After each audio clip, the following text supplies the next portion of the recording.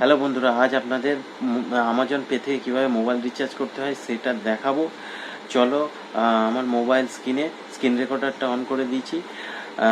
ভিডিওটা পুরো দেখতে থাকবেন। ভালো লাগলে লাইক, শেয়ার এবং সাবস্ক্রাইব করবেন। আমাজন পে থেকে মোবাইল রিচার্জ করতে চাইলে প্রথমে আমাজন অ্যাপসটা ওপেন করতে হবে। তারপরে আমাজন পে অপশানে ক্লিক করতে হবে। ক্লিক করার পর কিছুক্ষণ ওয়েট করার পর দেখতে পাবেন যে মোবাইল রিচার্জ বলে একটা অপশান, ওই মোবাইল রিচার্জ অপশানে ক্লিক করতে হবে।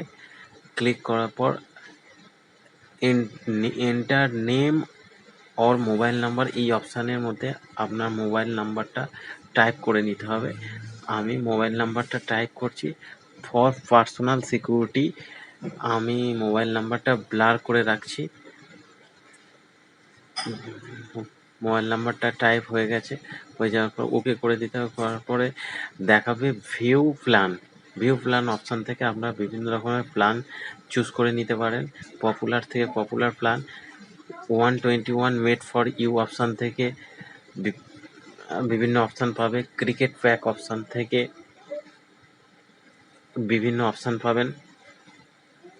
এন্টারটেনমেন্ট অপশান থেকেও বিভিন্ন রকমের অপশান পাবেন। আমি পপুলার প্ল্যান থেকে 155 অপশানটা চুজ করলাম। 24 day validity, unlimited talk time, unlimited call আর 1 GB পার ডে। তারপরে পে নাও অপশানে ক্লিক করতে হবে।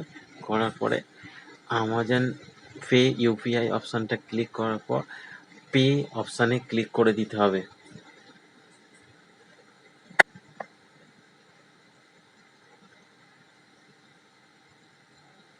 তারপর কিছুক্ষণ ওয়েট